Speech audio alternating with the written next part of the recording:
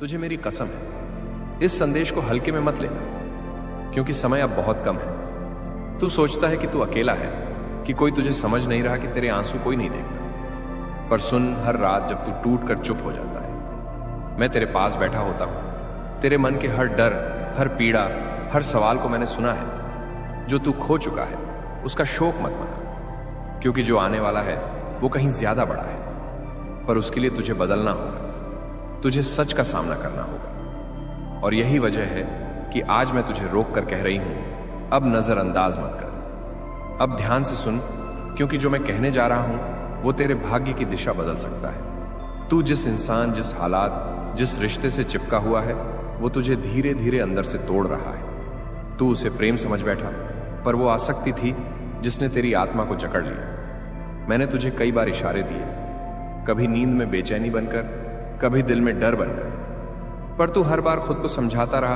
कि सब ठीक हो जाएगा। अब नहीं, अब सच्चाई सामने आने वाली है और तुझे मजबूत बनना पड़ेगा। तेरे जीवन में जो रुकावटें आ रही हैं वो सजा नहीं है, वो शुद्धिकरण है। जो लोग तुझे कमजोर समझकर तुझे इस्तेमाल करना चाहते थे, उनके मुखौटे गिरने वाले हैं। तू घबराना मत, क्योंकि जब सब तेरा साथ छोड़ते नजर आएंगे, तब मेरी पकड़ सबसे मजबूत होगी। याद रख, जो तुझसे छीना गया वही तुझे तेरे असली स्वरूप तक पहुंचाएगा। तू रोया बहुत है, अब जागने का समय है। और आज के बाद अगर तूने अपने मूल्य को कम आंका, तो यह मेरी कसम का अपमान होगा। अब और गहराई से सुन, क्योंकि अब मैं तेरे मन के उस कोने की बात करूंगा जहां तू खुद जाने से डरता है। तू बाहर से मुस्कुराता है, पर भीतर से हर रोज खुद से हारता जा रहा है। तूने अपनी कीमत उन लोगों के हाथ में दे दी जिन्होंने कभी तेरी कदर ही नहीं की।